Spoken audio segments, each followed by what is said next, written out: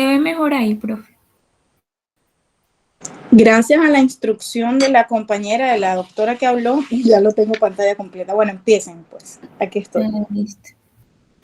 Bueno, nuestro grupo está conformado por Bustamante Valentina, Molina Angelina, Dangón Luciana, Aguilar Jimena, Erazo Kiara, Campuzano Andrea y quien les habla, María José Toyo.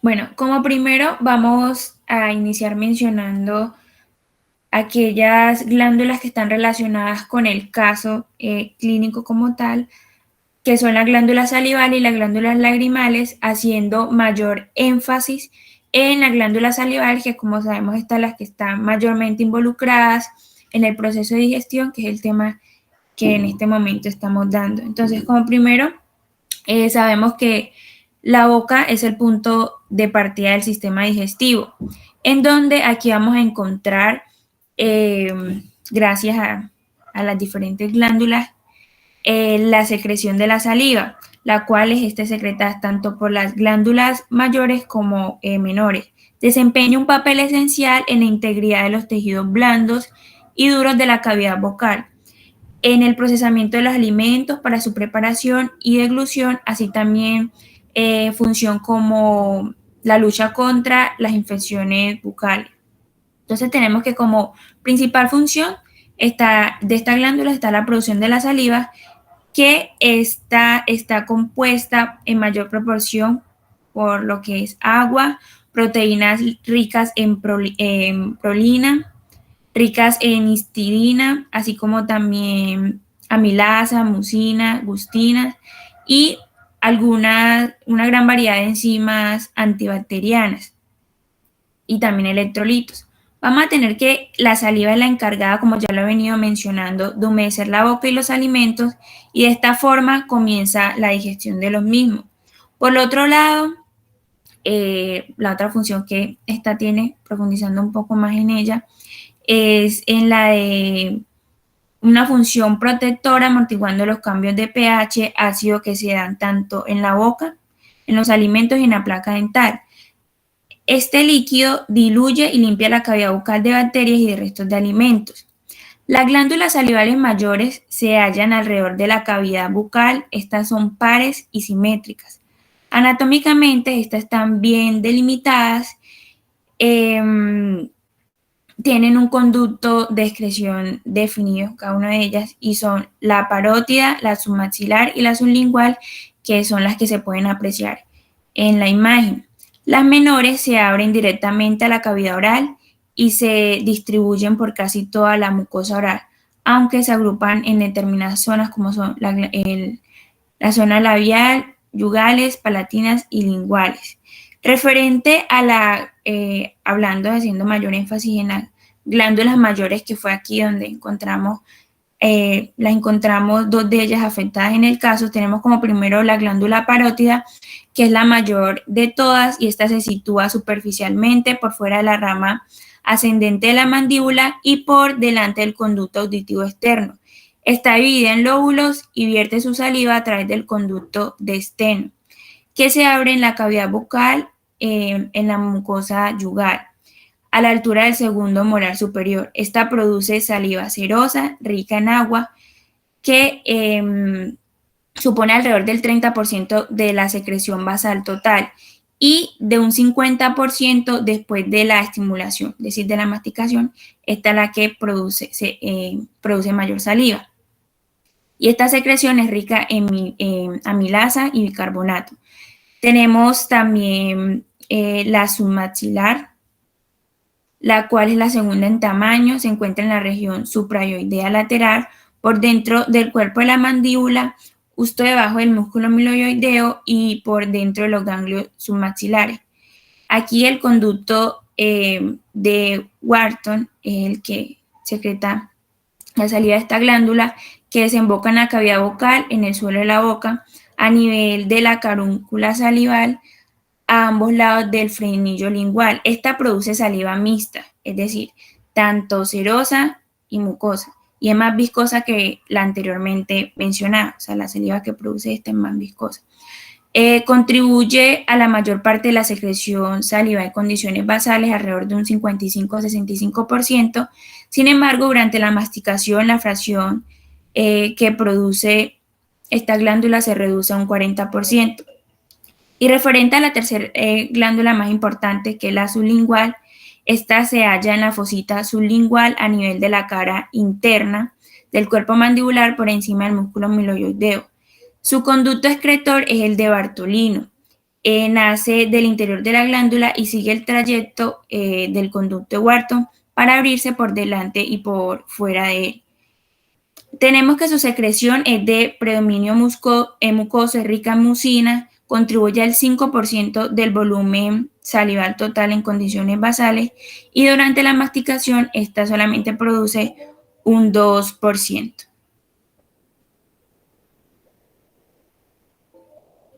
Bueno, ahora les hablaremos de cómo es el mecanismo de acción de las glándulas salivales.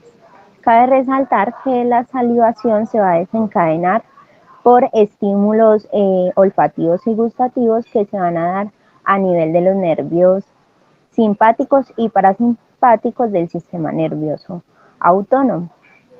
La saliva va a ser producida y secretada por las glándulas salivales y esto se va a hacer por medio de unas células que se denominan acinos, que van a producir un líquido que es isotónico inicialmente y que se va a modificar a medida que va pasando por los diferentes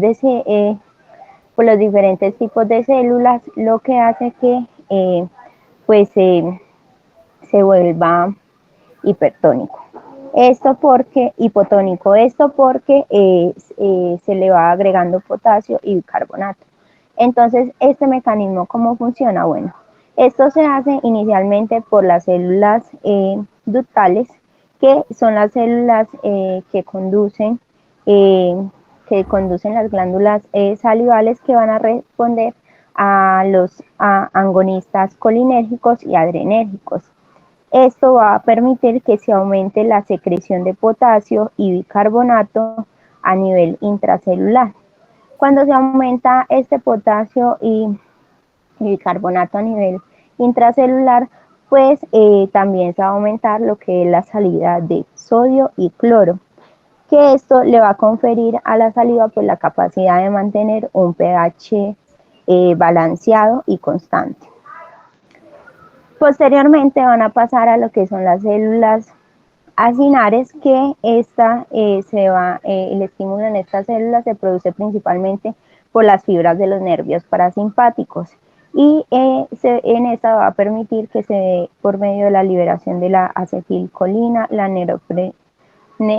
norepinefrina, la sustancia P y el péptido intestinal vasoactivo, y que estos van a pues actuar en conjunto para que posteriormente pues se pueda dar la digestión de los alimentos.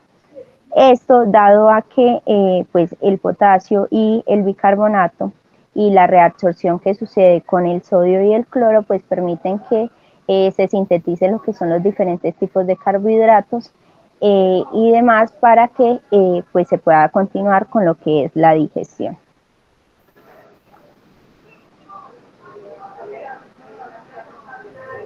Bueno, ahora referente. Disculpa que interrumpa. Vamos a Sjögren, al caso clínico enseguida. Okay. Bueno, referente al caso clínico, tenemos que el síndrome de Sjögren, es una enfermedad crónica autoinmune multisistémica que afecta principalmente a las glándulas exocrinas lagrimales y salivales. También puede afectar a órganos extraglandulares, se genera una infiltración linfocitaria que destruye la glándula, ocasionando una reducción o término de la producción tanto lagrimales como salivales. Bueno, vamos a tener que el historial clínico con el que llegó. Bueno, el paciente, primero que todo, era un niño de 12 años, no tenía antecedentes mórbidos, presentaba serostomía, es decir, sequedad en la boca, también seroftalmia, que hace referencia a la sequedad de la conjuntiva, que es la membrana que recubre los párpados y cubre la parte blanca del ojo, y la córnea, que es la capa transparente en la parte frontal del iris y la pupila.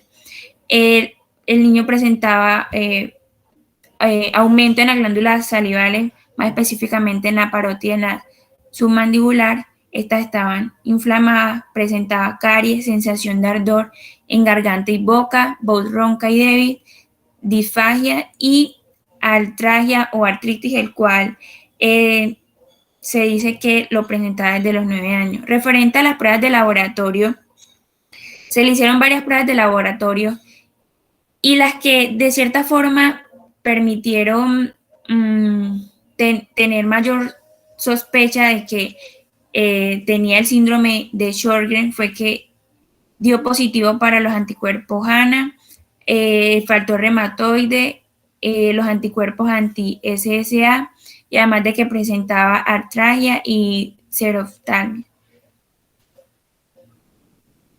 Y aquí podemos observar cómo se pueden ver los ojos irritados y la presencia de caries. Bueno, entonces se dice que se diagnosticó a este paciente con este síndrome debido a los exámenes que se le realizaron. Dado que no hay un diagnóstico específico para el síndrome, pero sin embargo, con una de las características que se puedan presentar en cada uno en las pruebas que se realizan, pues se puede determinar que lo pueda padecer. Entonces, en el examen de la visión se puede observar si tiene sequedad ocular, que esto se le conoce como queratoconjuntivitis zika, o que si tiene una conjuntivitis recurrente, que es, aunque es un síntoma poco frecuente, pues se presenta por cuerpos extraños en el organismo. También cabe resaltar que se le hacen las pruebas a las glándulas salivales, donde principalmente las glándulas parótidas van a estar inflamadas, y los análisis de sangre de laboratorio, en donde se van a presentar, por ejemplo, niveles de electrolitos disminuidos en potasio, como hipopotasemia, o la amilasa sérica elevada. Y las anormalidades inmunológicas, como mi compañera lo mencionó, que pueden ser la prueba de factor reumatoide positiva y los anticuerpos antinucleares aumentados. Para el tratamiento, hasta el momento se desconoce pues un tratamiento específico para el síndrome. Sin embargo, se puede decir que se pueden tratar cada uno de los síntomas que tiene el paciente independientemente. Entonces, se utilizan medicamentos que puedan disminuir la inflamación ocular, esto por medio de lubricantes en los ojos, lubricantes para los ojos, y todos aquellos medicamentos que permitan pues que se incremente la producción de la salud y que eviten así que se complique el síndrome, debido a que cuando se complica el síndrome puede pues tener otras patologías como artritis reumatoide, entre otros.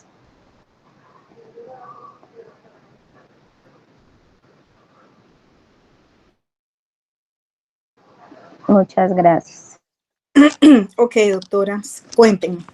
Con sus conocimientos en fisiología, ¿qué importancia tiene el conocer el síndrome de Sjögren para poder detectarlo y poder observar alteraciones digestivas en mi paciente? ¿Quién responde? Bueno, profe, como digamos que de cierta forma hemos venido abarcando el tema, sabemos que para todo el proceso digestivo son necesarios ciertas enzimas que ayuden precisamente a la digestión de los alimentos, y precisamente aquí en la boca donde se inicia el proceso, este proceso de digestión, donde el tubo digestivo hace esa primera excreción de un líquido que ayuda a esto, que es la saliva, Y aquí, como lo había mencionado, se encuentran diversas enzimas que van a ayudar a que se empiece a dar ese proceso. Primero con la masticación para que se pueda dar una correcta deglución de los alimentos y también digestión de esto. Se empiece aquí. María Jimena está en su grupo, ¿verdad? Sí, señor. María Jimena, ¿a qué se debe la disfagia? El dolor al deglutir, ¿sí? Dificultad para deglutir. Porque el paciente tenía eso. Profe, pues yo considero que eso se debe a esa sequedad por la deficiencia que hay pues, en sus glándulas salivales y pues como a esa reducción de la producción de la saliva y por eso pues se produce ese dolor en esa zona. ¿Cuál sería el principal síntoma real a nivel digestivo? Saliéndonos un poco de su patología de base. Él sigue teniendo Sjögren, pero ¿cuál sería la sintomatología muy de digestivo en el paciente? Teniendo en cuenta que tiene sequedad de mucosas, teniendo en cuenta que no puede tragar, le duele, tiene dificultad para deglutir, teniendo en cuenta que tiene una parotiditis tenaz. Recuerden que el Sjögren es una enfermedad autoinmunológica, autoinmunitaria, ¿sí? Por eso salen las ANAs, los anticuerpos antinucleares elevados, positivos, pero y el paciente también presenta artralgia secundario a lo mismo, a la respuesta inmunológica que tiene, y el paciente tiene el signo típico de paperas, en donde tiene la glándula supremamente hipertrofiada, ¿sí? Sobre todo la parótida. Fuera de eso, a nivel digestivo, ¿qué me alarmaría y que creo que este paciente no tenía porque no lo escuché? ¿Cuál sería el principal síntoma?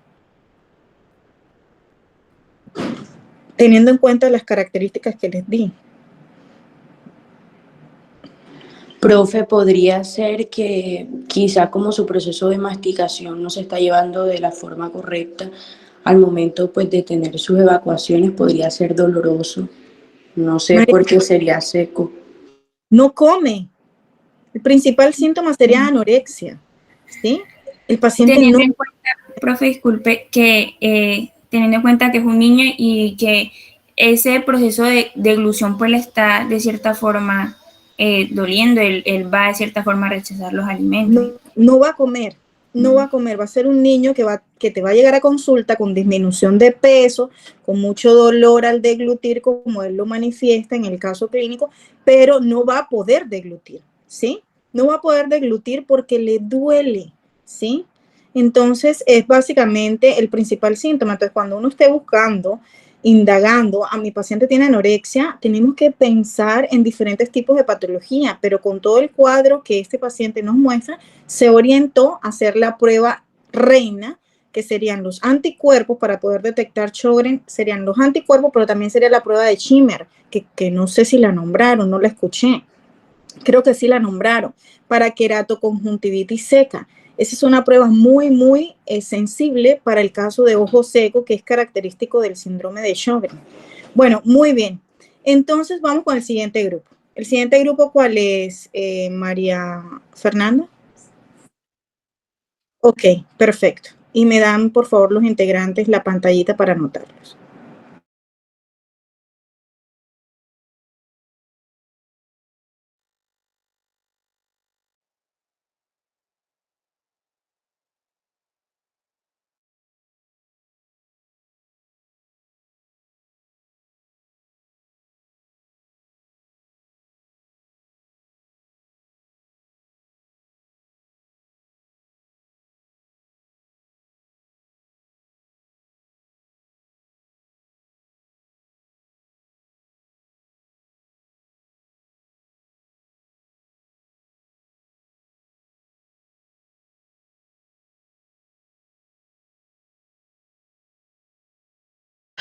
Buenas tardes, el día de hoy les venimos a hablar acerca del caso clínico que nos tocó, alcalasia de esófago. Mi grupo está conformado por Andrea Patiño, Andrea Salcedo, Johnny Salón, Jan Ortega y mi persona, María Andrea Oyola. Bueno, Pero le vamos a Anterior momento, Andrea, por favor. Jonely Salón, ¿y quién más? Jonely Salón, Jean Ortega, Andrea Patiño Ok. y Andrea Salcedo. Ok, acalasia. Y no es esófago, sino esófago, ¿sí? Y el grupo seroftalmia y que fue el otro término que utilizaron, seroftalmia y serostomía, por eso tiene tilde en la I, serostomía, ¿sí? Que son los signos característicos de sequedad tanto de ojo como de mucosa oral. Bueno, adelante, Andrea. Bueno, primero le vamos a hablar acerca del esófago. Este es un órgano tubular que tiene una dirección longitudinal y este se va a extender desde la faringe hasta el estómago. Es el único órgano digestivo que se encuentra situado en la cavidad torácica y este va a comenzar y va a terminar con dos estructuras esfinteráneas, el esfínter esofágico superior y el esfínter esofágico inferior, que esto lo que va a hacer es, lo que hace es independizar la faringe del estómago. Pasa, por favor. Bueno, ahora les voy a hablar acerca de esta patología que es la alcalasia. Este es un trastorno que lo que hace es, lo que causa es una dificultad para tragar y esto se va a producir, o sea, va a producir un trastorno en la movilidad esofágica, que este se caracteriza por disfagia. Y a menudo los pacientes lo que ocasiona esto es un dolor torácico, una regurgitación y descenso de peso. Este también se va a dar por la ausencia del peritalitismo. Y esta patología se va a producir también cuando se dañan los nervios del esófago. Y esto lo que va a traer es que se va a paralizar el esófago y se va a dilatar con el tiempo. Y finalmente este va a perder la capacidad de empujar la comida hacia el estómago. Entonces lo que va a pasar es que se va a acumular la comida en el esófago y muchas veces esta se fermenta y regresa nuevamente a la boca, que acá es donde se puede producir como un reflujo y esto va a tener un sabor amargo y algunas personas suelen confundir esta enfermedad con un reflujo gastroesofágico. Sin embargo, en la alcalasia la comida viene del esófago, mientras que en la enfermedad por el reflujo viene del estómago. Esta enfermedad no tiene cura y una vez que el esófago se paraliza, el músculo no puede volver a funcionar correctamente. Sin embargo, estos síntomas habitualmente se pueden tratar con endoscopias y procedimientos mínimamente invasivos o cirugía.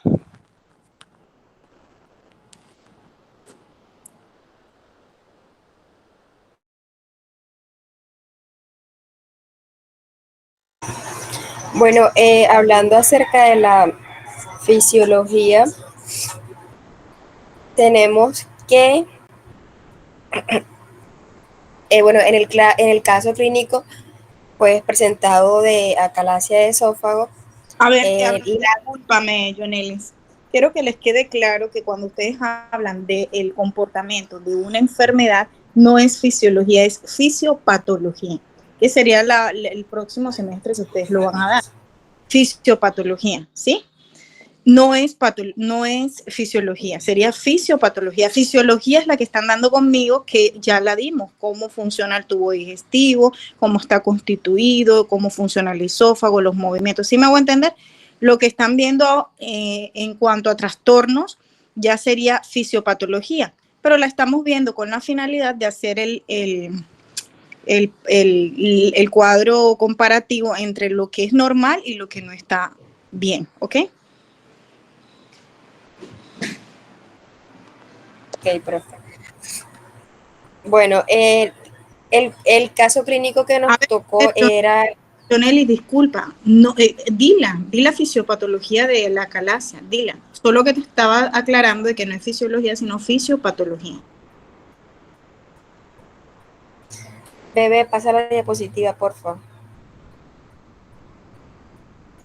Bueno, la fisiología que nos tocó implica pues una alteración en la motilidad esofágica que se caracteriza pues por la falta de relajación del esfínter esofágico interior durante la deglución y la peristalsis del esófago.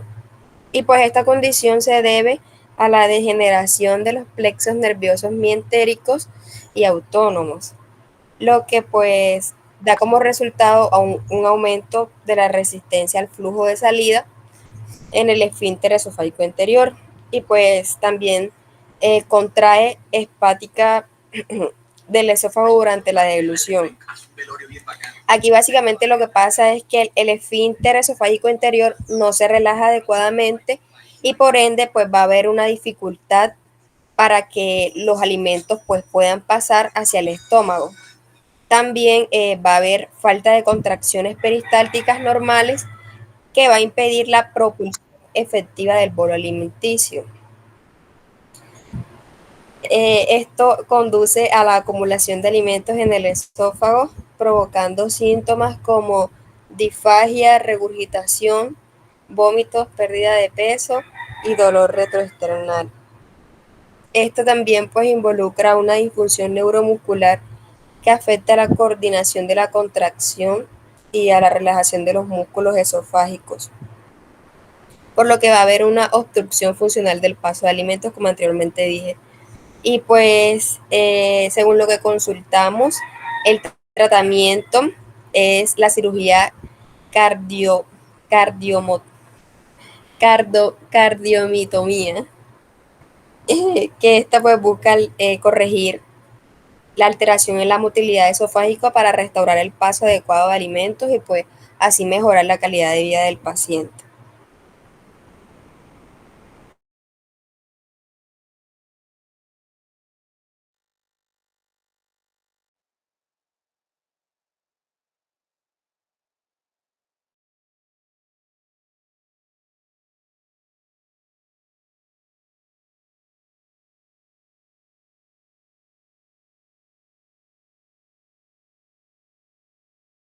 Bueno, acá tenemos en el caso clínico que nos tocó, se describe una mujer que tiene 75 años de edad y presenta problemas para tragar sólidos, regurgitación y pérdida de peso. Se le realiza una radiografía y posteriormente se le diagnosticó alcalasia debido pues a la dilatación que se encontraba en el esófago y su forma característica en pico de flauta.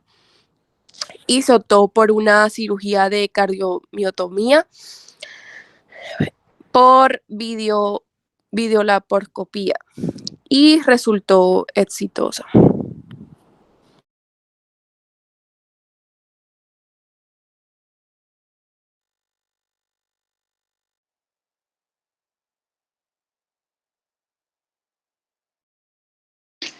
¿Cuál sería su aporte como grupo en nuestro tema de sistema digestivo, fisiología, con esta patología?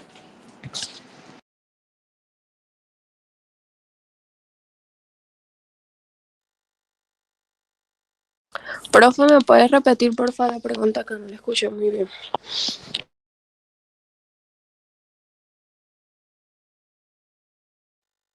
Con tus conocimientos en fisiología y con este caso clínico, ¿cuál sería tu aporte, verdad, de esta patología en cuanto a la fisiología digestiva?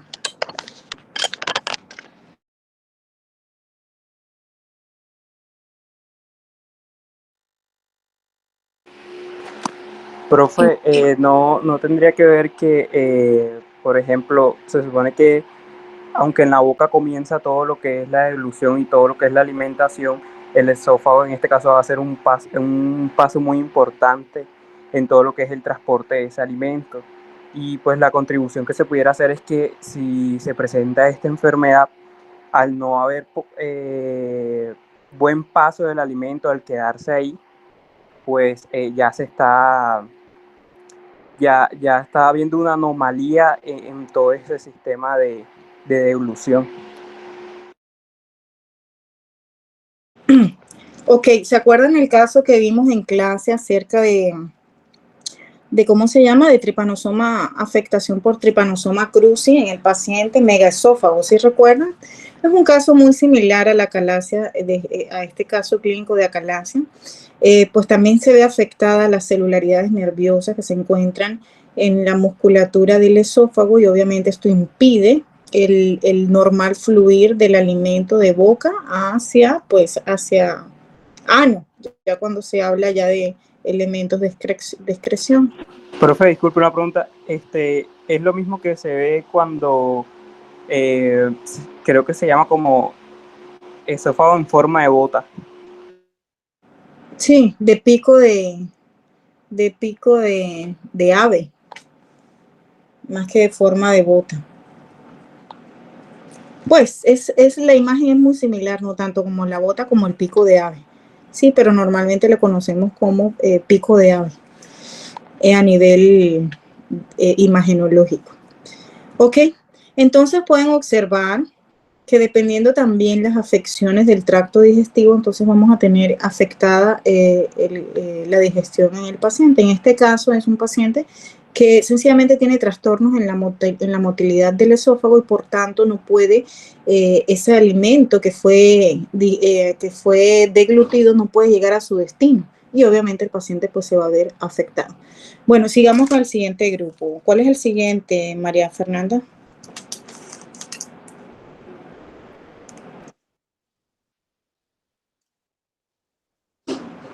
Integrantes, por favor. Profe, ya mi compañero está publicando la diapositiva, pero le puedo ir diciendo los integrantes. Ok. Valentina Erazo, Valeria Masta, Alonso Álvarez, Anuar Cruz, Gustavo Quintero y Michelle Villa. Igual ahí están en la diapositiva por si le falta alguno de los que le mencioné.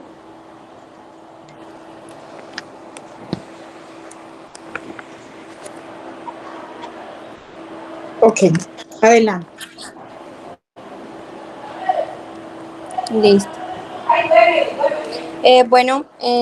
Buenas tardes. El día de hoy les vamos a hablar acerca de el sistema digestivo, y pues mi grupo está conformado por ellos que ya les acabé de mencionar. Pasa la diapositiva, por favor. Vamos a iniciar hablándoles del caso clínico, que fue el que nos corresponde a nosotros.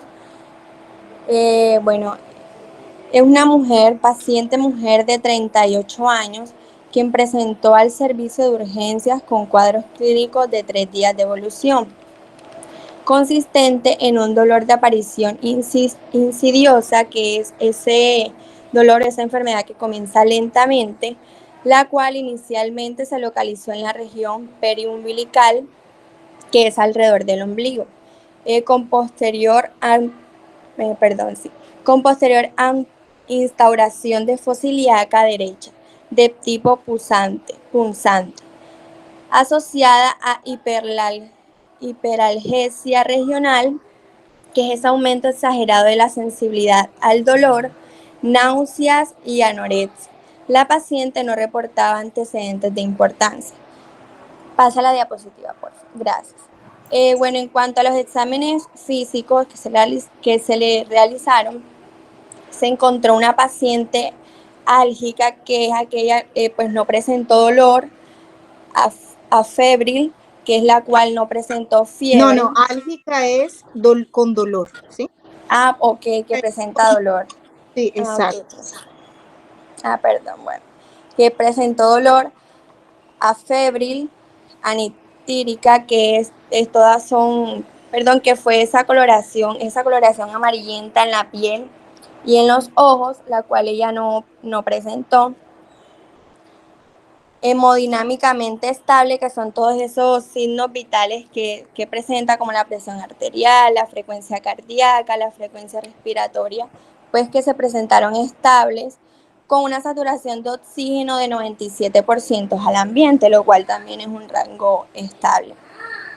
No se encontraron anormalidades en la insección abdominal, aunque había disminución de ruidos peristálticos y contracción involuntaria de rectos del hemiabdomen derecho, con dolor a la palpación superficial y profunda de los cuadrantes abdominales, acompañado de signos de irritación peritoneal. Pasa la diapositiva, por favor. También se le realizaron paraclínicos iniciales que revelaron pues una hemoglobina y un conteo plaquetario en rasgos normales, como lo fueron de 12,7 gramos por decilitros, y el conteo plaquetario de 320.000 milímetros cúbicos. ¿Sí? Respectivamente, también podemos observar que, acompañando de leucocitosis, que fue de 16,340 células por milímetros cúbicos, y neutrofilia, que fue de 79,9%. También se le realizó la proteína C reactiva de 3,56 miligramos por litro. Bueno, con una franca sospecha de apendicitis, se definió un manejo de cirugía laparoscopia exploratoria, en donde se visualizó un apéndice recto secal sin cambios inflamatorios.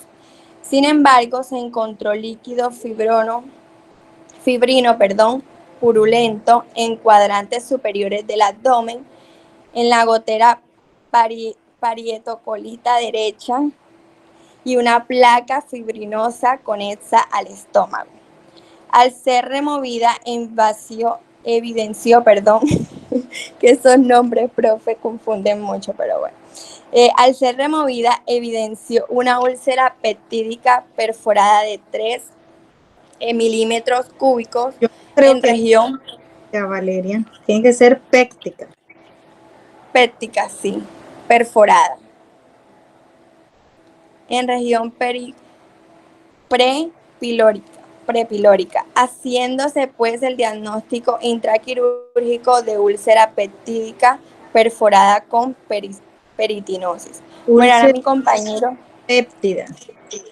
Péptida. Ah, ok. Acá nos dice de otra manera, pero listo, profe, péptida. Mi compañero les va a explicar un poco más acerca de lo que se encontró pues en este caso clínico y lo del síndrome de Valentino, que es relacionado con esto. Bueno, buenas tardes, ¿se me escucha bien, profe? Úlcera péptica. Sí, se te Buenas escucha. tardes. Sí. Bueno, continuando con lo que dice la compañera, pues tenemos de que al paciente se le realizó una laparoscopia donde se evidenció ciertas anomalías.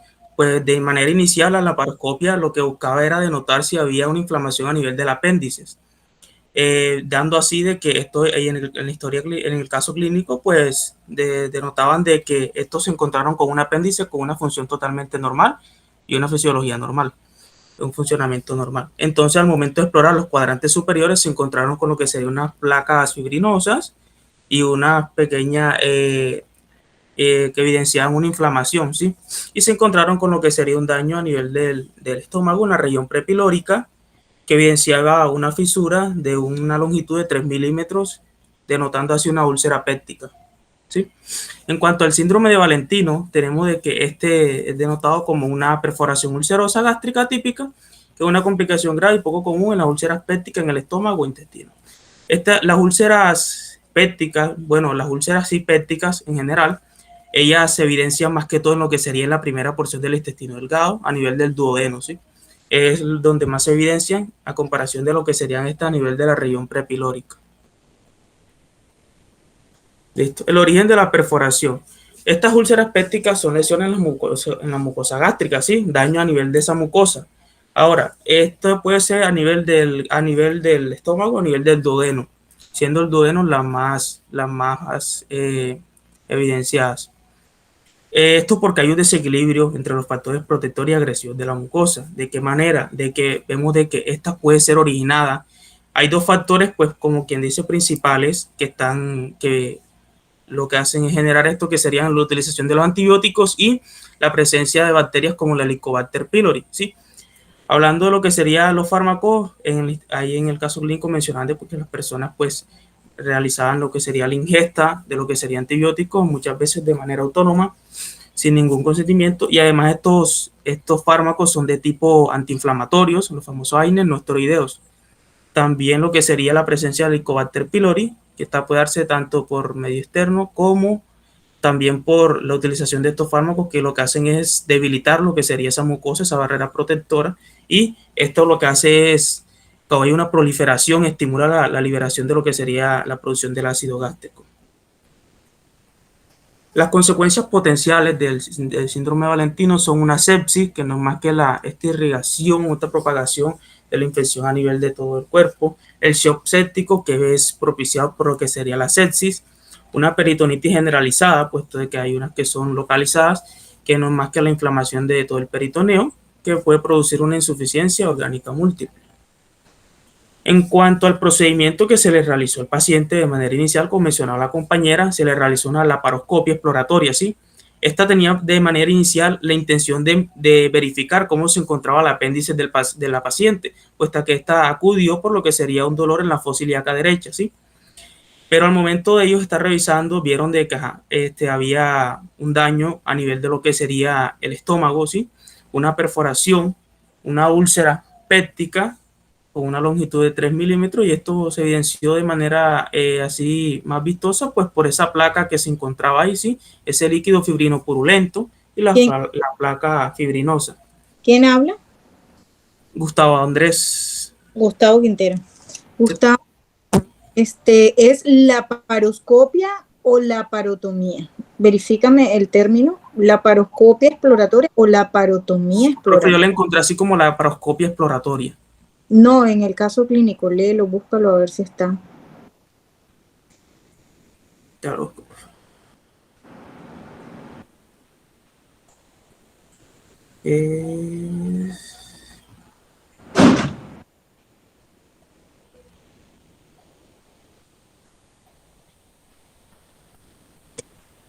Sí, laparoscopia exploratoria, profe, dice en el caso clínico.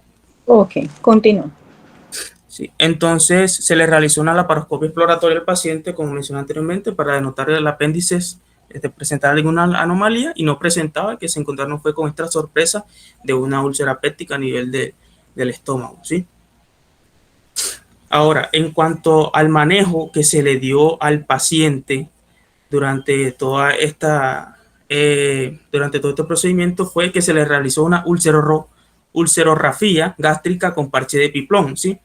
De lo que se realiza es un pequeño corte a nivel del epiplón o del omento, y colocarlo en la parte donde se encuentra lo que sería esta pequeña fisura, y mediante suturas pues colocarlo ahí para realizar este parche. Al paciente también se le realizó, para verificar de que no hubiera ninguna fuga, con azul de metileno, para verificar que todo se encontrara bien. Y en cuanto al postoperatorio, al paciente pues se le indicó de que al paciente pues se le trató con lo que serían líquidos endovenosos, y también con la utilización de antibióticos de amplio espectro, como el omeprazol y la metoclopramida. También tenemos de que en el caso clínico mencionaban después de que muchos de estos síndromes que tienen una etiología parecida, entre comillas, no tienen el mismo desarrollo, sí, tienen esta etiología parecida, como lo que es la apendicitis agudas.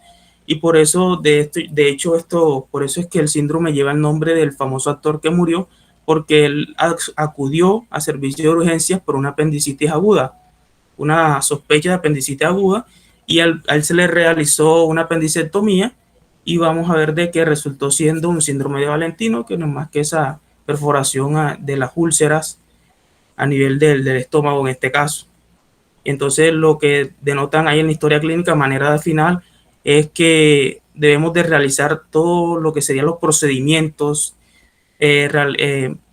acudir a los exámenes necesarios con todo completo para dar un buen diagnóstico y así pues darle un buen manejo a lo que serían este tipo de síndromes que tienen una etiología similar, pero no tienen un desarrollo pues igual.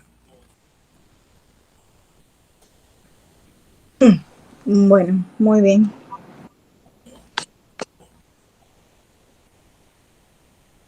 Ok. Bueno, este caso, pues obviamente es un paciente que tuvo que haber tenido un antecedente, una gastritis aguda crónica, ¿no? Esas gastritis que son procesos inflamatorios de la mucosa gástrica, que inicialmente es agudo, pero ese cuadro agudo se cronifica en el tiempo cuando no se le da un manejo adecuado y la mucosa empieza a inflamarse y de inflamación aguda pasa a ser una inflamación crónica y de inflamación crónica pasa a haber un proceso de displasia. Bueno, en este caso pasa a ser una úlcera péptica y después de la úlcera péptica, si no se da un manejo adecuado, termina en perforación. Cuando atraviesa toda la pared, esa ulceración atraviesa toda la pared del estómago y perfora, todo el contenido del estómago sale al mesenterio, ¿sí? Y eso fue lo que encontraron en ese paciente, todo ese contenido en mesenterio. ¿Y qué sucede? Que el cuerpo, así como en una herida, que se empiezan las células, las celularidades de la inflamación inmunológicas, inclusive las que se encuentran a nivel de los vasos sanguíneos, como las plaquetas, empiezan a producir fibrina, empiezan a formar el coágulo, ¿sí? Los factores de coagulación empiezan a generar su efecto también. Y este coágulo que se forma genera un tapón y este tapón va a impedir, en cierta manera, el sangrado. Lo que pasó con el paciente que acaban de nombrar es que encontraron una placa fibrinógena adherida a la perforación del estómago y justamente eso es lo que hace, digamos, la inteligencia del cuerpo en vista de que existe una perforación, en vista de que puede el paciente fácilmente llegar a una sepsis. El cuerpo trata de generar un tapón de fibrina allí para que siga saliendo líquido hacia la cavidad peritoneal. Pero aunque el cuerpo tenga ese tipo de reacción, de protección, igual eso no es suficiente.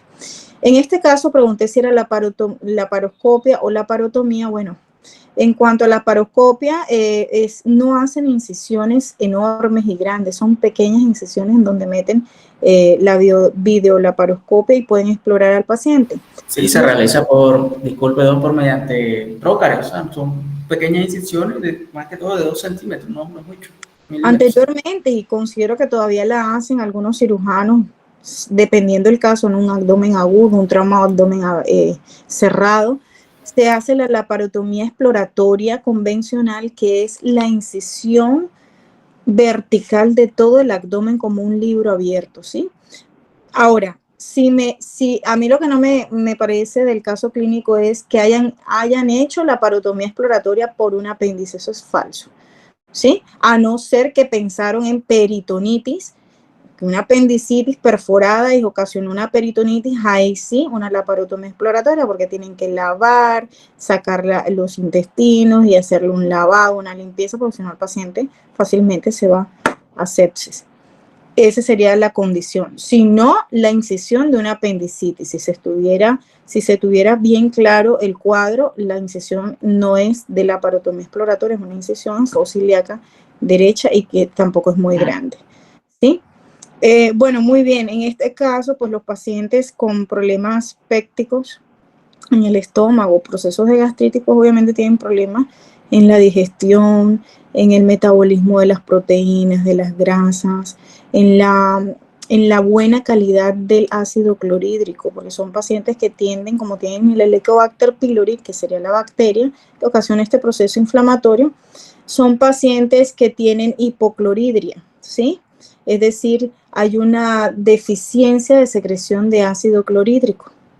Entonces el paciente obviamente va a tener problemas en cuanto a lo que se concierne a la elaboración del quimo y pues de todo de ese mecanismo enzimático que ocurre a nivel del estómago.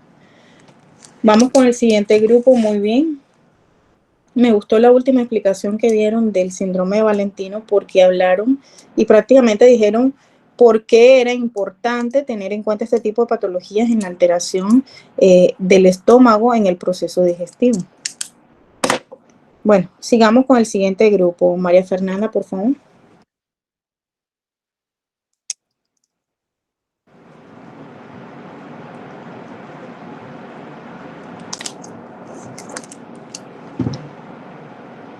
Déjenme la primera diapositiva para ver los integrantes.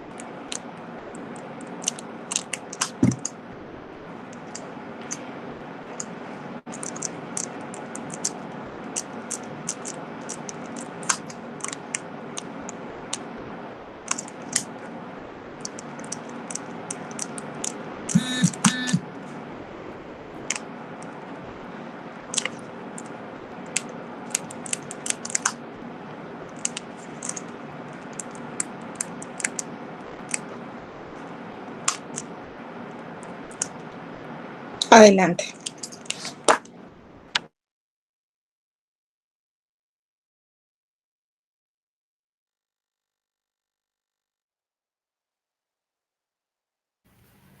Bueno, muy buenas tardes, queridos compañeros. En la tarde de hoy, pues, vamos junto con mi compañero Álvarez María Ángela, María López, Gabriela Aguirre y mi persona, vamos a hablar sobre el análisis caso clínico de pancreatitis severa por hipertriglicidemia. Puedes pasar, por favor.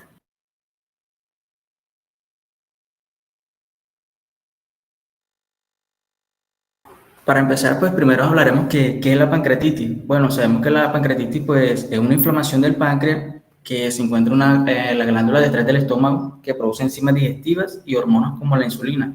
También puede ser aguda o crónica y generalmente está asociada con dolor abdominal intenso, náuseas y vómito.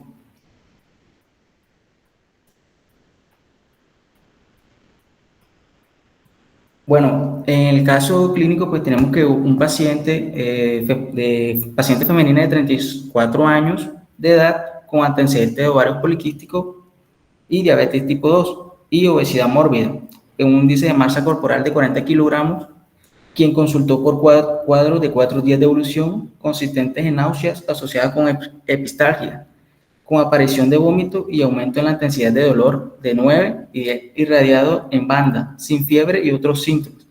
Ella también refirió que a su ingreso está en trámites de hacerse una cirugía bariátrica y, sin embargo, en la última semana había aumentado la ingesta de carbohidrato y grasa con el fin de lograr el peso mínimo para la realización de la misma. A su ingreso, pues, ella se encontró con deshidratación grado 2 y glucometría de 315 miligramos de cilitro. Se le realizó la toma de laboratorios. Dentro de esos laboratorios encontramos, puedes pasar la diapositiva, por favor. Dentro de ese laboratorio encontramos que destacó la aparición de una acidemia metabólica asociada con la milasa de 643 y la lipasa de 281.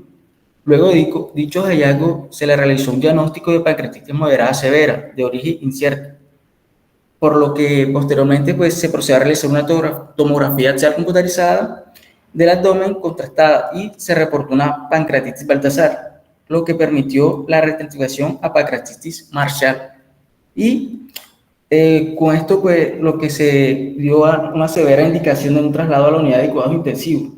Adicionalmente, se complementaron los estudios con perfil metabólico para aclarar la etiología con resultados de un TAT en 18.060 miligramos de cilitro y una hemoglobina glucosada de 9,87. 12 horas después de la paciente ingresó y presentó un deterioro hemodinámico progresivo con requerimientos de soporte vasopresor dual a dosis esclerotamente mayores, soporte metabólico con infusión de insulina de 20 a 30 unidades por hora, con mal control glucométrico de 235 a 350 miligramos de cilitro. Y finalmente se definió en junta multidisciplinaria el inicio de plasmaferesis diaria. Al segundo día, pues la paciente hospitalizada cursaba con un choque destructivo refractario, requiriendo además una monitorización temprana de presión interabdominal con un aumento progresivo de 18 a 25 milímetros de mercurio, por lo que indicaron medidas médicas para la reducción de la presión, la relación neuromolecular y similares valores. Entonces lo que se llegó a esto fue a una oligonuria y empeoramiento de parámetros de oxigenación. Por lo anterior, se le realizó el diagnóstico de síndrome compartimental abdominal refractorio, lo que el médico decidió llevar una laparotomía descompresiva con drenaje de 700 mililitros de líquido peritoneal seroso sin evidencia de signo de estenocrosis.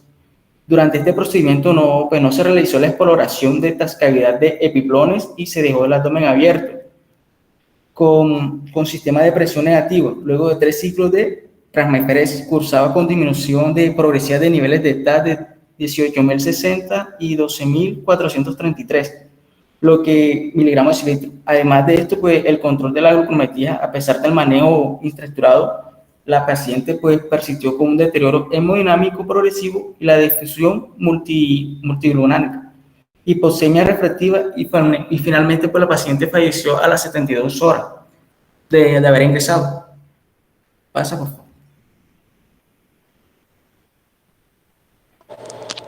¿Me escuchan?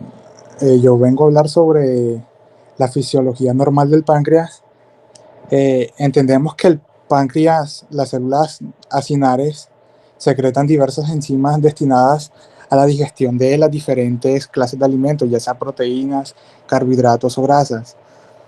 Nosotros nos vamos a enfocar en la fisiología normal de la digestión de las grasas, ya que esta pancreatitis se produjo por una hipertrigliceridemia.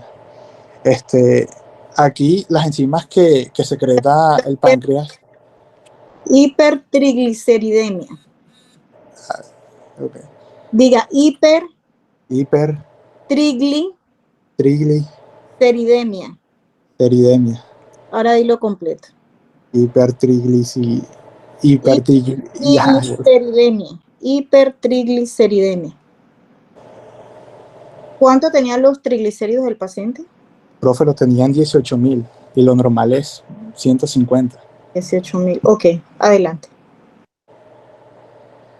Pues sí, el páncreas secreta diversas enzimas para la digestión de las grasas, como es la lipasa pancreática, la cual tiene la función de hidrolizar o sintetizar en la forma más simple de las grasas, la cual son los ácidos grasos y los monoglicosacáridos.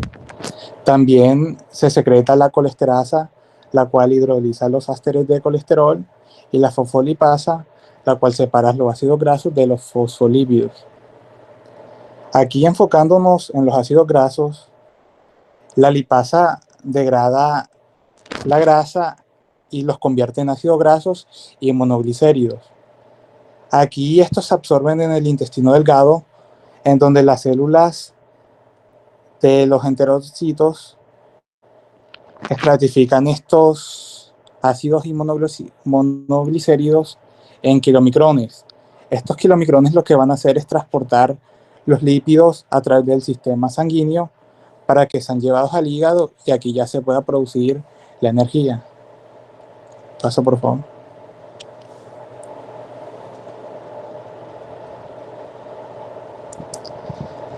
En la fisiopatología de este caso, primero que todo, debe haber una hipertrigliceridemia, en donde aquí los niveles normalmente tienen que estar elevados a 1000 miligramos sobre decilitros. Aquí, como tal, no hay una fisiopatología estipulada, ya que hay varios tipos o varias hipótesis en donde nosotros trajimos 2 de ellas.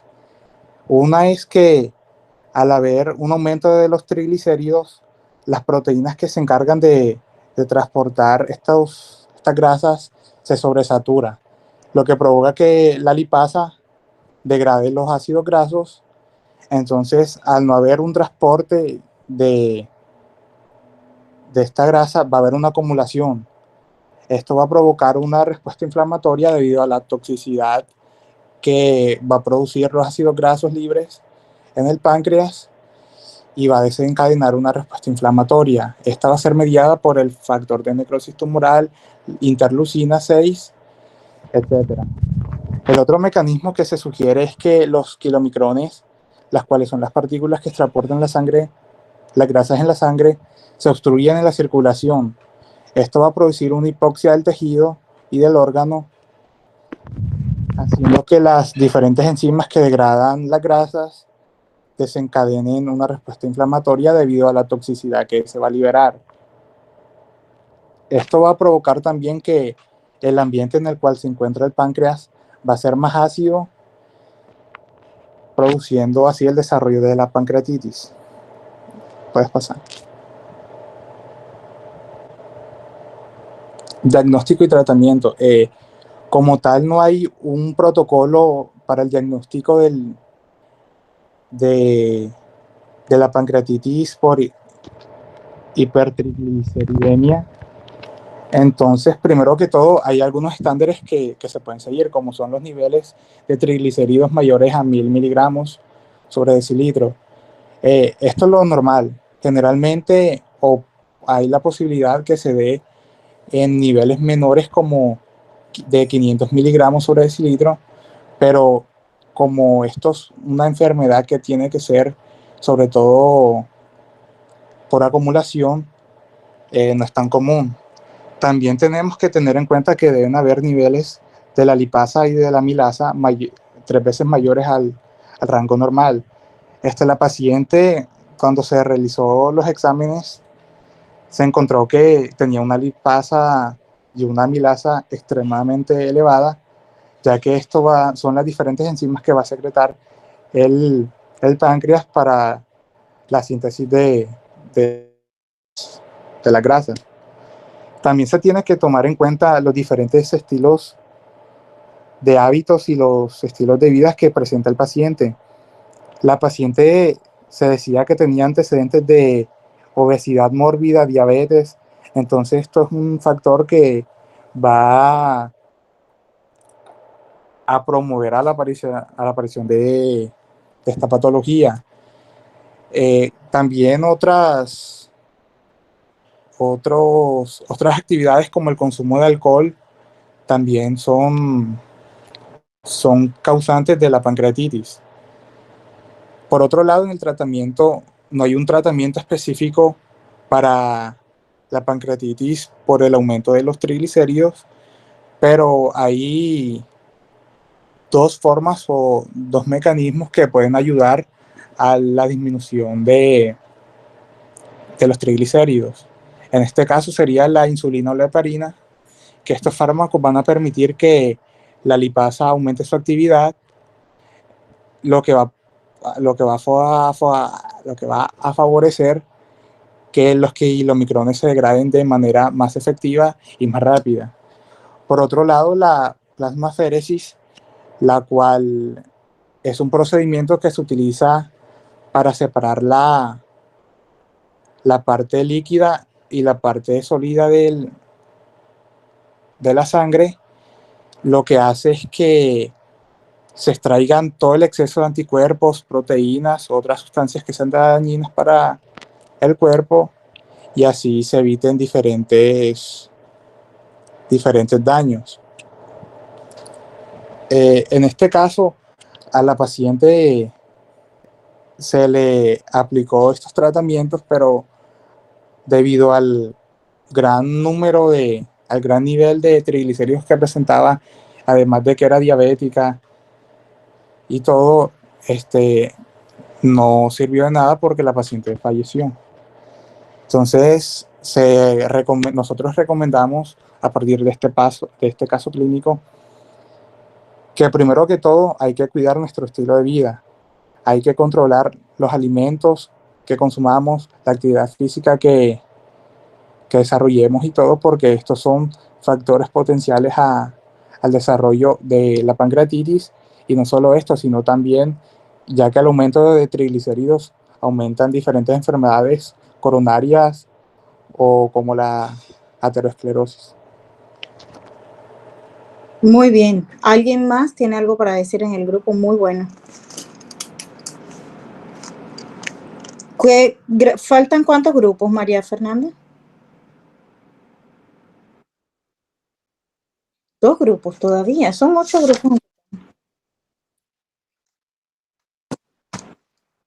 Vamos con hígado, 15 minuticos.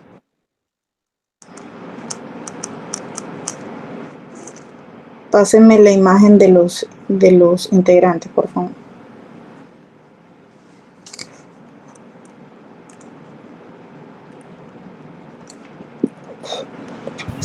Hola, buenas tardes, profe.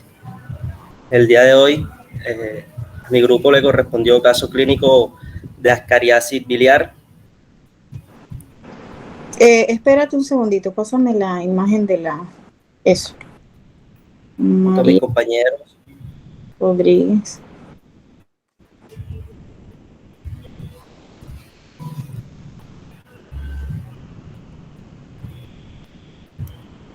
Adelante.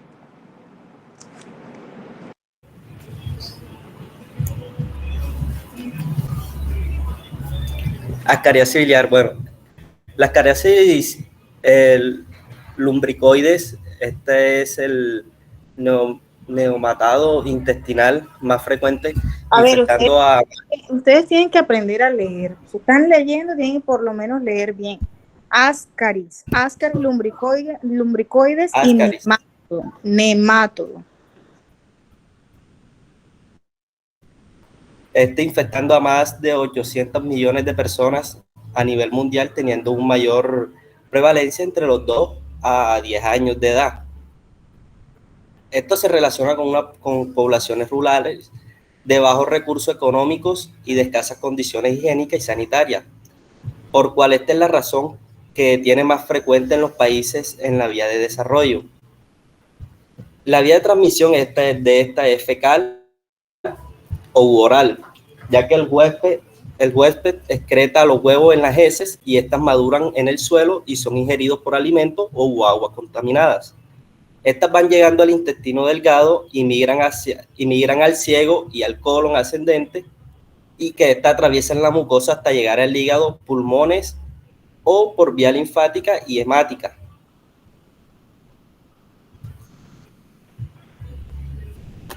La fisiopatología de la ascariasis biliar, esta es por la migración del parásito hacia la vía biliar, lo que puede causar una obstrucción y provocar síntomas como dolor abdominal, fiebre, ictericia y náuseas.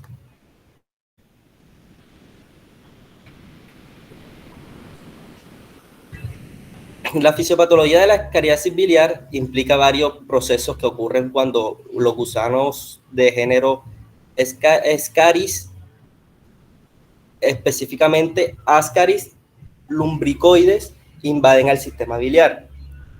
Esta se da porque la ingesta de huevos del Ascaris, ya esta comienza con una infección cuando los huevos del Ascaris lumbricoides presentes en el suelo contaminado son ingeridos por los humanos a través de los alimentos y aguas contaminadas. La eclosión de huevos y la liberación de las larvas, estas se dan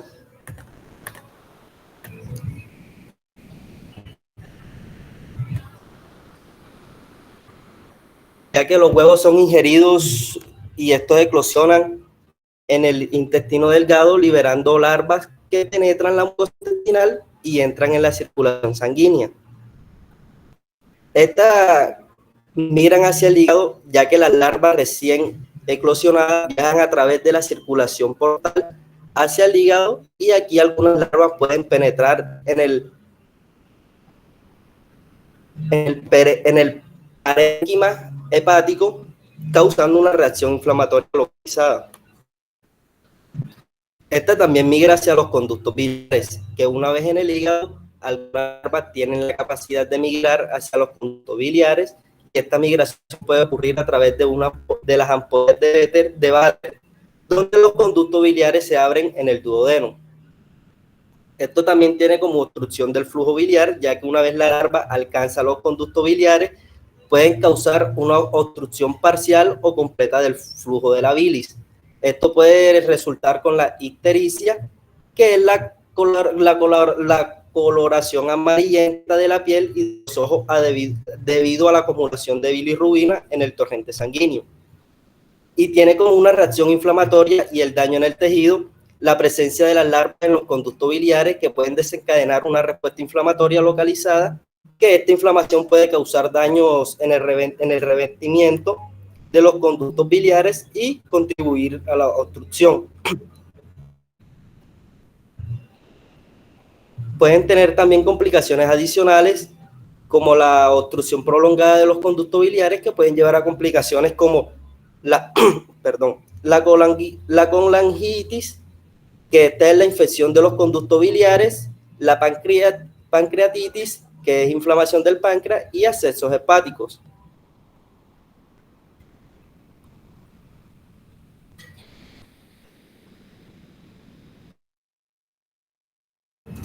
Bueno, continuando con el caso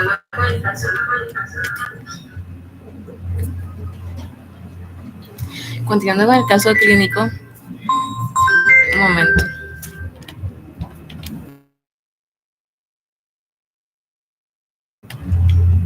Continuando con el caso clínico, pues se presenta que es una paciente femenina de 12 años con 9 meses, nacida en San Gorki y residente en Quito. Este presenta un esquema de inmunización completa y sin antecedentes de importancia. Presenta hiporexia y astenia, que se exacerba una semana después, el dolor abdominal localizado en el epigastrio y cuadrante superior derecho de tipo cólico. Esta presenta una intensidad de 9 de 10, lo cual incrementa tras la ingesta de alimentos concominante con vómitos de contenido alimentario y posteriormente bilioso. A los 15 días presenta vómito achocolatado, el cuadro se asocia con una ictericia generalizada, persistencia, aumento del dolor abdominal e hiporexia. Teniendo en cuenta que anteriormente se comentó que la ascariasis biliar, el Ascaris lumbricoides, es un método común en poblaciones infantiles que tienen condiciones socioeconómicas pues desfavorables, y esta ha sido un ciclo de vida que comienza con la ingestión de los huevos embrionarios. A la paciente se le realizaron pruebas de laboratorio. Entre estas están leucocitos, neutrófilos, linfocitos, monocitos, eosinófilos, hemoglobina y hematocrito. En cuanto a los leucocitos, pues el recuento de leucocitos se muestra que están dentro del rango normal, lo que significa que el paciente tiene un número normal de glóbulos blancos en la sangre. Y pues los glóbulos blancos sabemos que son las células que ayudan al cuerpo a combatir las infecciones. De los neutrófilos, pues están también en el rango normal. Los linfocitos están al igual que en el rango normal. Todos están en el rango normal. Pero para hacer un seguimiento al paciente, se le hicieron las enzimas hepáticas y se le hizo el seguimiento de las enzimas hepáticas en este laboratorio que estamos mostrando acá. Entonces, teniendo en cuenta estos resultados, pues nos indican que los niveles de GT están elevados en la primera muestra, que son 215 microlitros, y disminuyen en la segunda muestra, que están en 153. Al igual que TGO y TGP, estos disminuyen.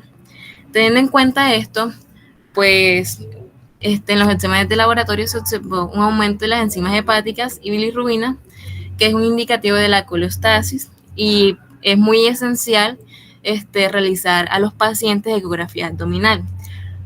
Es una herramienta importante para el diagnóstico, ya que permite pues visualizar el parásito dentro del tracto biliar. Esta primera ecografía fue la que se realizó antes de someter a la paciente con el tratamiento. Luego se realizó la segunda ecografía, que fue con el tratamiento, que el tratamiento puede incluir antihelmíticos como el vendasol o mebendazol, seguido del control ecográfico, que es para confirmar la eliminación del parásito, que en casos graves o con complicaciones pues se pueden optar con la extracción del parásito mediante una endoscopia o la realización de una colicectomía. Listo, ese es el caso clínico. Muchas gracias.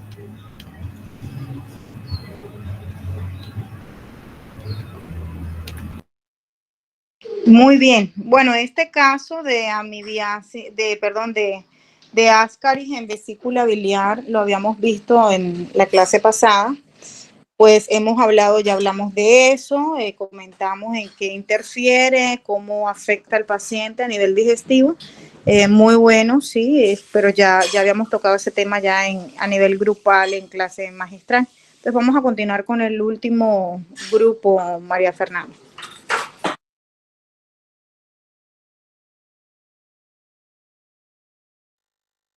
Me permiten la primera diapositiva para poder tomar los nombres.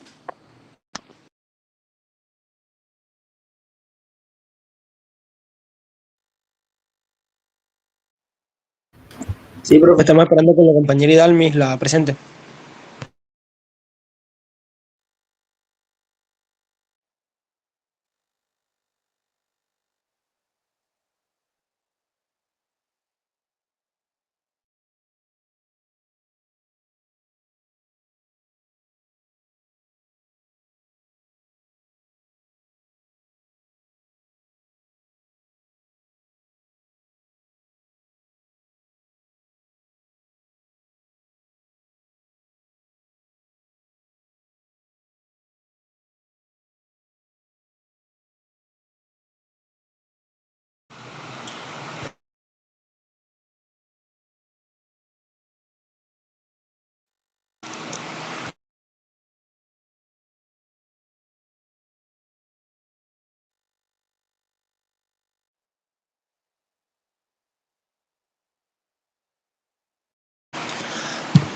Bueno, compañeros, buenas tardes. El día de hoy nosotros vamos a hablarles acerca de la cirrosis hepática. Mi grupo está conformado por Luis Domínguez, Víctor Rodríguez, Jean-Paul Pinzón, Idalmis Hernández y personas de Jesús Lara.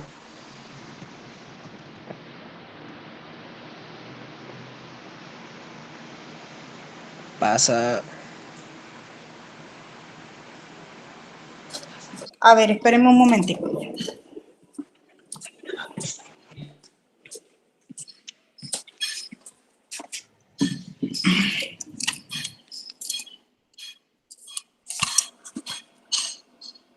Bueno, si no se pone tan grande. Ah, ok. Luis Domínguez.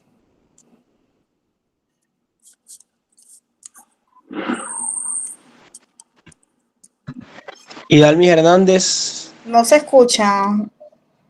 Idalmis La Hernández. persona que está hablando no se le escucha. Ya, profe, ¿me escucha bien?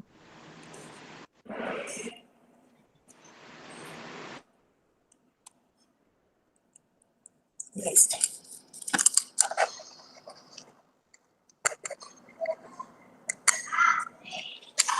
Adelante. Pasa, por favor. No se escucha.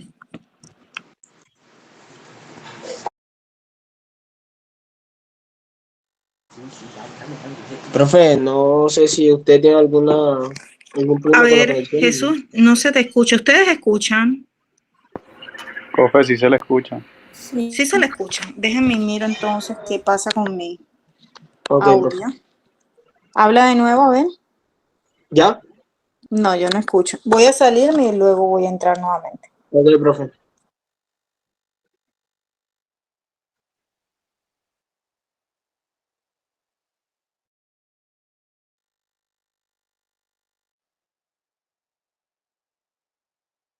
Habla, a ver, Jesús. ¿Listo, profe? Listo, perfecto. Te escucho bien. Adelante. Bueno, entonces a modo de introducción tenemos que la cirrosis hepática es una enfermedad crónica en la cual el hígado va a ser el principal afectado, lo que va a formar un tejido cicatrizante y digamos que una especie se va a ir dividiendo en una especie de cuadrantes. Entonces, la principal causa de la cirrosis hepática es el consumo excesivo de alcohol, además de que también se dice que la hepatitis B y la hepatitis C, que son enfermedades virales, Además, también está lo que serían las enfermedades autoinmunes y el trastorno metabólico, principalmente la diabetes. Pasa, por favor.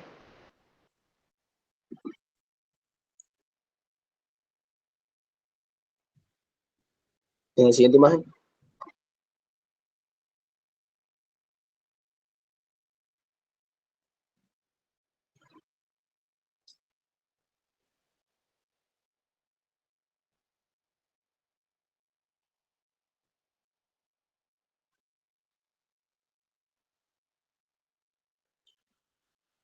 En cuanto a los síntomas generales de la cirrosis hepática, tenemos que entre los más comunes cuando la enfermedad apenas se está presentando, la persona puede manifestar cansancio, puede estar sin energía, puede perder el apetito y por lo tanto también va a perder peso y masa muscular. Cuando la enfermedad va avanzando, el paciente va a manifestar una serie de síntomas, principalmente lo que sería la ictericia, que va a formar una pigmentación amarilla de la piel, a causa de que el hígado no puede eliminar correctamente la bilirrubina. Otro de los síntomas que se presentan generalmente son la debilidad muscular,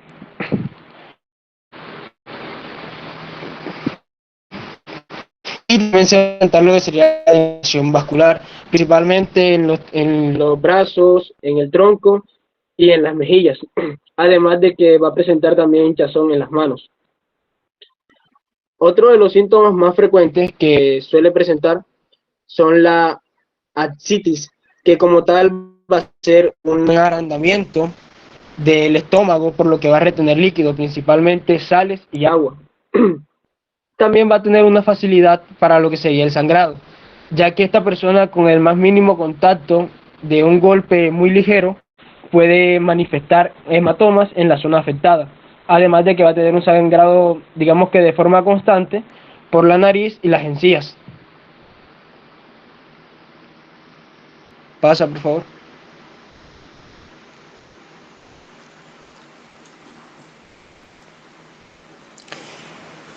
En cuanto, perdón, en cuanto a la historia clínica, tenemos que la causa principal siempre va a ser el alcohol, pero también tenemos de que también se puede dar por un virus, el cual es el virus de la hepatitis B o la hepatitis C. También se dice que hay una gran tendencia de que las personas que inyectan drogas directamente son las personas que generalmente tienden a tener estas enfermedades. Uno de los factores de riesgo principales también está cuando hay antecedentes familiares con las que han tenido hepatitis, en este caso. Pasa, por favor.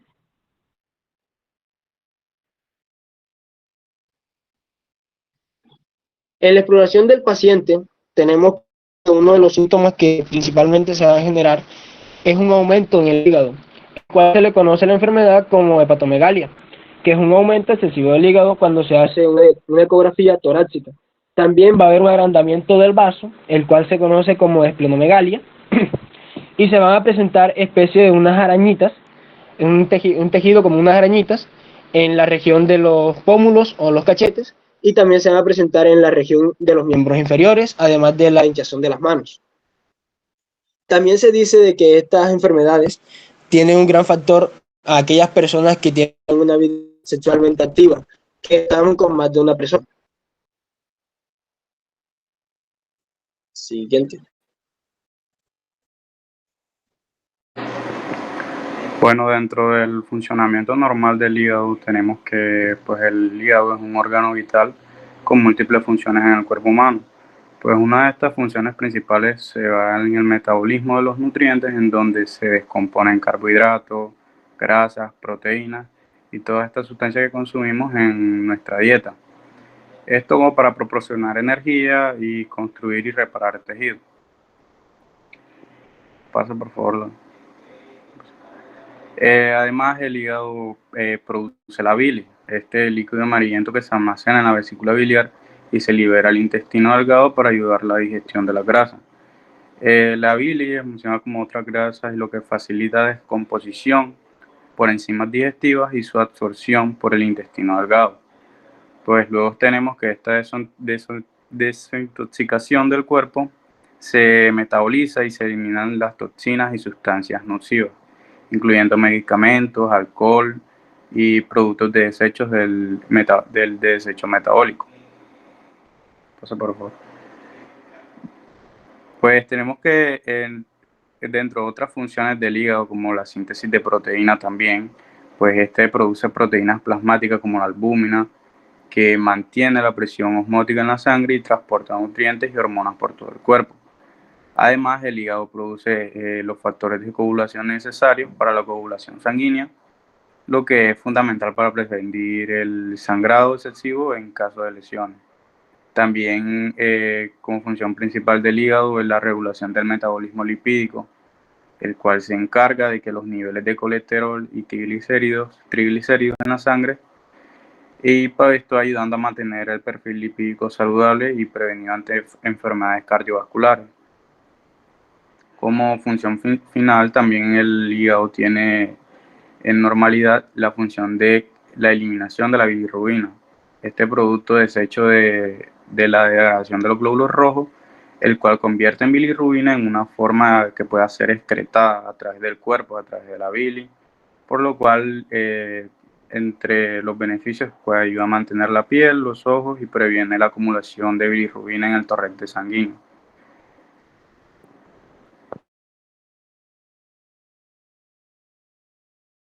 Bueno, en cuanto al caso clínico, tenemos un paciente de 31 años de edad, originario y residente de la zona urbana de la ciudad de Colima, México, con antecedentes de alcoholismo desde los 16 años de edad y diagnóstico de cirrosis hepática alcohólica nutricional desde un año previo a su ingreso, manejada de forma ambulatoria con espironolactona, propanolol, ratidina y la enfermedad actual comenzó 2 semanas antes de un ingreso, con distensión abdominal progresiva y dolorosa, fiebre cuantificada de 39 grados centígrados, ortopenia y compromisos del estado general.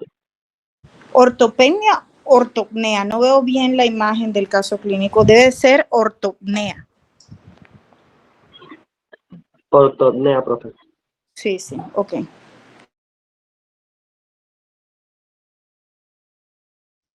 Bueno, se le hizo un hemograma donde la hemoglobina se encuentra disminuida. Los glóbulos blancos se encuentran elevados. El polifoiliares, estos se van a encontrar también elevados. Las plaquetas se van a encontrar normales. La albúmina sérica, esta se va a encontrar disminuida. La glicemia normal, la urea sérica normal, la bilirrubina total, esta se va a encontrar elevada. La bilirrubina directa también se va a encontrar elevada. La bilirrubina indirecta, esta también se va a encontrar elevada. Las transaminasas, estas también se va a encontrar elevada. La fosfata alcalina, esta se va a encontrar elevada. Y el tiempo de protombina, este se va a encontrar prolongado. También se le hizo una radiografía de tórax, donde se encontró una elevación bilateral de diafragma. También se le hizo una radiografía abdominal, donde se evidencia la imagen en vídeo esmerilado en forma difusa. Y también se le hizo un ultrasonido hepático, donde se puede evidenciar hígado pequeño con imágenes de densidad irregular. También se encontró la discreta dilatación de venas porta y esplenomegalia.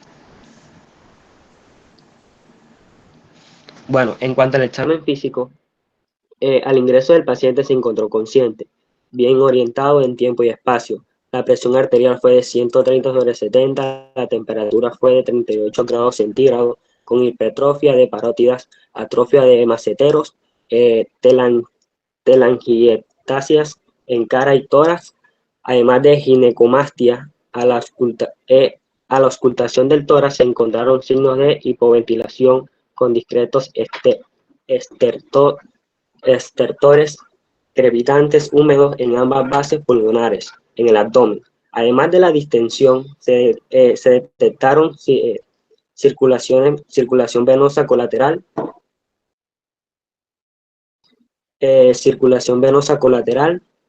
y dolor generalizado a la palpación profunda, con signos de irritación peritoneal, así como ascitis. Otros datos clínicos incluyeron vellos con distribución ginecoide, atrofia de testículos y moderados de edema de miembro inferior. Bueno, en cuanto a su evolución hospitalaria, en su ingreso se inició tratamiento empírico con cefatoxima intravenosa, mostrando un empeoramiento en las 48 horas posteriores, con incremento de fiebres hasta de 40 centígrados, agregándole deterioro neurológico. Con pobre respuesta a estos estímulos, el signo de la rueda dentada, arteritis y temblores generalizados, así como asimismo también desarrolló datos francos de congestión pulmonar, hipotensión arterial de 80 a 40 milímetros de mercurio, considerando el microorganismo aislado y el patrón de susceptibilidad. Se cambió esquema a ampicilina y levofloxacina, además de lactulosa oral, furosemida y digoxina. Hubo caída de la fiebre, mejoría de su insuficiencia cardíaca y del estado de alerta al cabo de 4 días con el tratamiento señalado.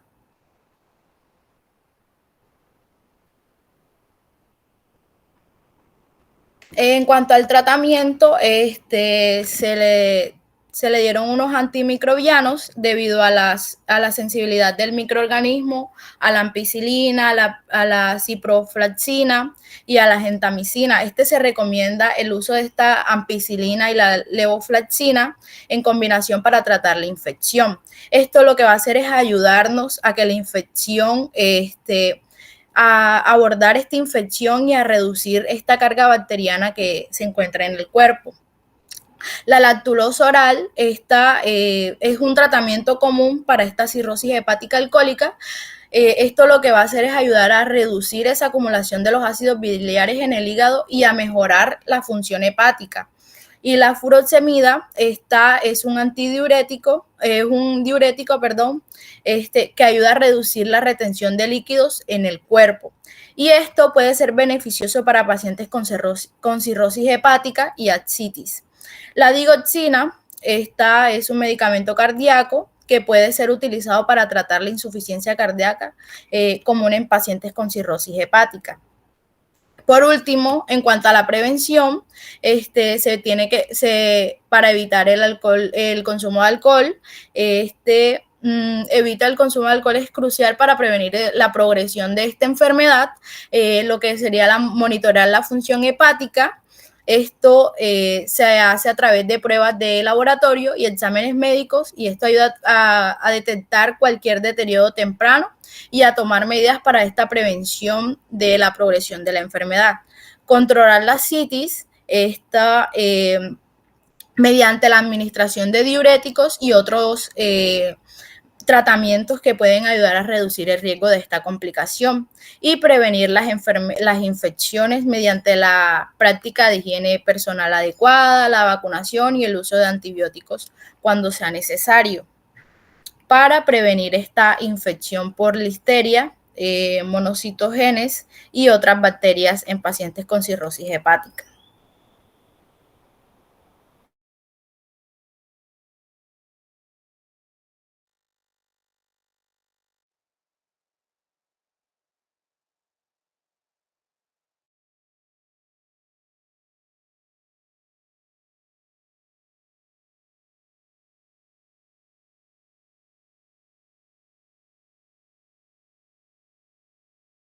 Ok, como lo indicó el grupo, en cuanto a las funciones del hígado, pues son muchísimas. Ustedes ya la conocen, desde funciones de coagulación, metabólicas, ¿sí? Es el principal o la principal estación de los fármacos, la biotransformación de moléculas, de fármacos, de sustancias, en fin. Un paciente que tiene procesos hepáticos, en este caso una cirrosis hepática, pues le compromete altamente la vida, no solamente los procesos digestivos, sino también le compromete todos los sistemas, porque si ustedes se dan cuenta, hubo una falla de muchos sistemas, empezando que es un hígado que empieza, los hepatocitos dejan de ser, pues pierden su función, el tejido es reemplazado por tejido fibrótico. Cuando penetran los vasos sanguíneos al hígado irrigando el tejido, pues parte de los tejidos fibróticos no se irrigan porque ya han perdido, digamos, esa elasticidad, han perdido esa funcionabilidad como tejido, lo cual hace de que haya un proceso de hipertensión portal, que fue lo que estuvieron comentando allá, que a su vez, al haber mucho líquido en porta, ¿sí? Empieza a alterarse las leyes de Starling y empieza a salir líquido al exterior, y eso es lo que ocasiona un gran edema en la cavidad peritoneal que se le llama ascitis, no como lo definieron, que ascitis era inflamación del estómago, no, es un proceso edematoso de la cavidad abdominal dentro en peritoneo, ¿sí me hago entender? Entonces ese líquido, ese exceso de líquido en cavidad peritoneal hace que el paciente se le dé un abdomen globoso, hacen que se les marquen los vasos sanguíneos.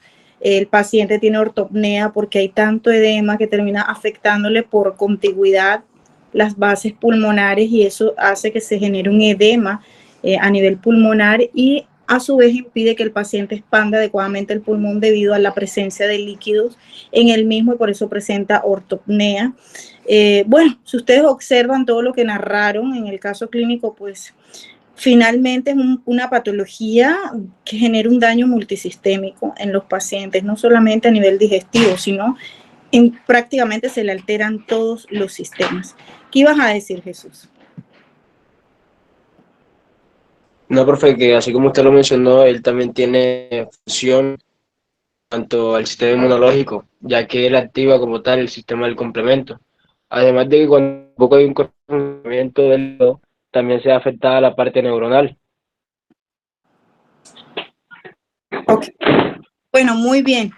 Entonces, mañana nos vemos, por favor, a estudiar sistema respiratorio, porque mañana empezamos sistema respiratorio. Las personas que tienen algún tema para compartir en respiratorio, se preparan porque muy posiblemente pasen mañana, ¿sí? Entonces mañana vamos a hablar de sistema respiratorio, a estudiar los neumocitos, lo que es el surfactante pulmonar, en qué consiste la hematosis, cómo está constituido anatómicamente el pulmón para, pues obviamente entender la fisiología, cómo ocurre el intercambio de gases,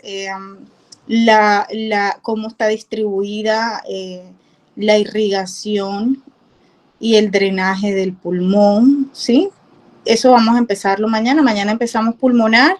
No van a haber casos clínicos en pulmón. Vamos a hablar de unos temas específicos que algunos de los estudiantes decidieron tomar. Y ya después de pulmonar, entonces ya la otra semana pues nos vemos presencial. Bueno, nos vemos, cuídense. Nos vemos mañana. Que pasen una buena. Igualmente, profe. Gracias a ustedes. No, profe.